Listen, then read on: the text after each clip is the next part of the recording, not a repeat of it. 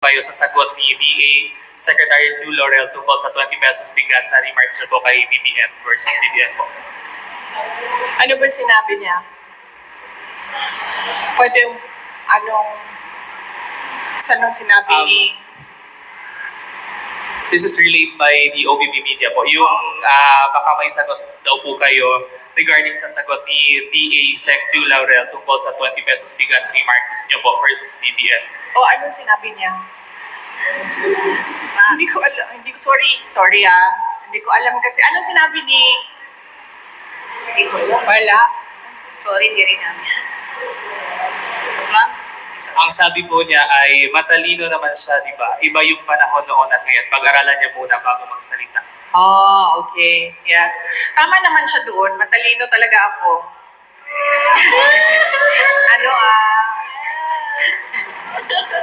Nahiya naman ako.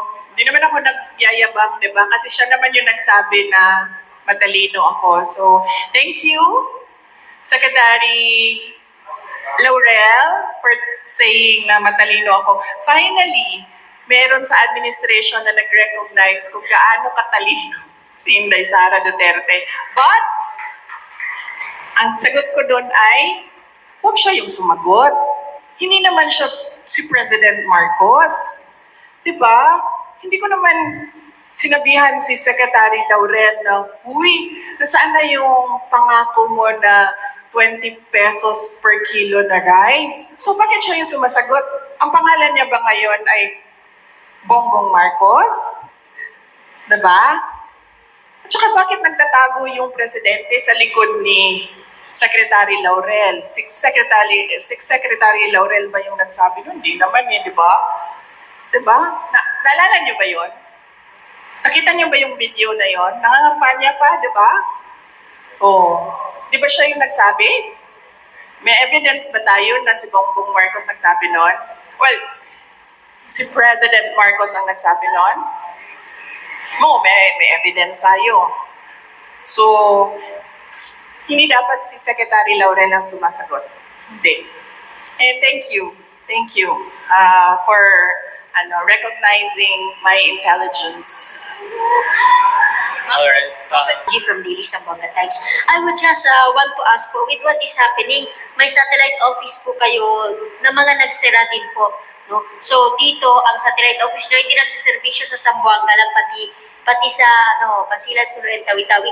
How will you, anong assurance niyo po na tuloy-tuloy yung servisyo with what is happening now? Yes, ma'am. Bago po ako sumagot, ma'am, may I just say, I love your color green ngayong hapon na ito. Sara siya, ma'am. Halatang halata naman, ma'am. Oo. Wag, ma'am, kasi suspended ka na kaagad bukas, ma'am. Wag ka po mag-green. Suspended ka na bukas, ma'am. Sabi po ng PNP, wala silang information sa pagbabanta sa inyong buhay. Inireport nyo lang po ba ito officially, ngunit nasabi nyo hindi ito pinansin ng mga kinauukulan? Ma'am, nakakahiya sa buong mundo na ang Philippine National Police natin, who by the way has intelligence funds, hindi alam ang mga pangyayari sa ating bansa. Nakakahiya na meron tayong police na hindi nila alam ang threats sa Vice President. Nakakahiya yan, ma'am. Huwag sila magsasalita ng ganyan kasi nagpapakita yan ng incompetence ng Philippine National Police. Dapat dyan, kung ako po ay Presidente, Secretary ng DILG, Chief ng PNP, ang sagot dyan ay, let us sit down and investigate the alleged threats so that we will know if these are true or not. Yan ang tanong. Ayan ang sagot dapat ng tamang tao. Pag yung tao na tama mag-isip, yan ang sinasagot dapat. Hindi yung sinasabing wala kaming alam ng mga threats. Nakakahiya na ang pulis, ganyan.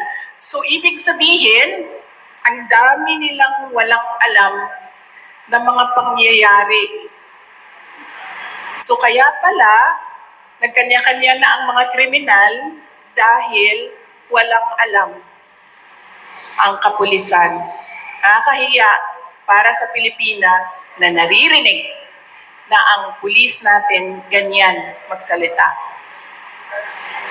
What's your reaction to the MNLF's offer to provide security for you if in case your current security will be pulled out? Yes, nagpapasalamat ako, ma'am, sa Moro National Liberation Front, MNLF, sa kanilang offer na tulungan ako sa security. But right now, meron na akong mga kaibigan na gumagawa ng paraan kung paano gawin ang aking security in case na magkakaproblema talaga kami with the armed forces of the Philippines, particularly the unit ng Presidential Security Command. The PSG, now PSC, is a unit of the Armed Forces of the Philippines. Its mandate, President and family, Vice President and family. Why? Because there is a line of succession. You need to protect your reserve. Wala doon sa usapan ang Philippine National Police. The duties and the mandate of a vice mayor. Dahil nakatutok lang yun sa legislation eh. So, kung kaya niya ang executive, lalong-lalo na nakaya niya ang legislative. Dahil napaka one track ang trabaho ng legislator. Gagawa ka ng batas. So on that point, the voters should think about that. Her achievements, accomplishments as mayor, and her capacity na mag-vice mayor. Lagi kong sinasabi ngayon, ano bang dapat iniisip ng mga tao ngayong darating na ang eleksyon? Unang-una, pangako. Huwag na kayong maniwala sa pangako, ha? Pag sinabi ng tao, ito ang pangako ko, i-check nyo muna. Yung mga pangako ba niya noon, tinupad niya ba? Check nyo. Ano ba yung mga pangako niya noon? Natupad ba yon? So dapat ba naming paniwalaan yung pangako niya ngayong eleksyon na ito? Pangalawa, huwag magpadala sa vote buying. Ang vote buying ngayon, legal na, hindi na illegal.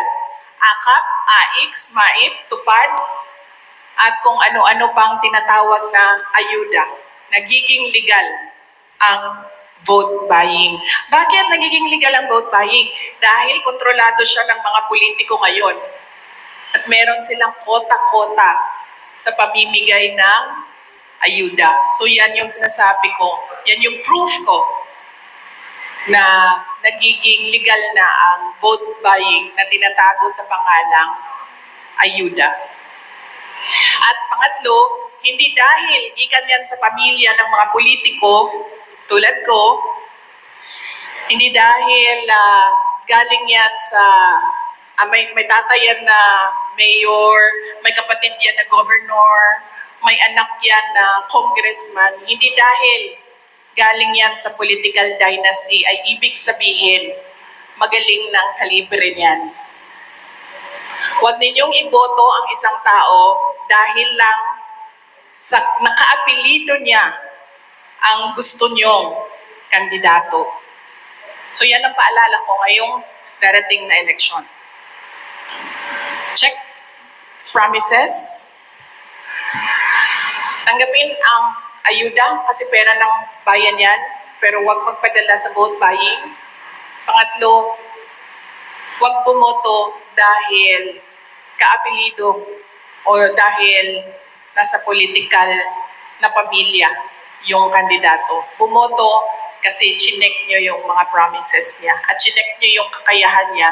Tulad ng sinabi ko ngayon, nakita natin ang 9 years ni Mayor Beng, ibig sabihin, alam natin na kakayanin niya ang pagiging vice mayor.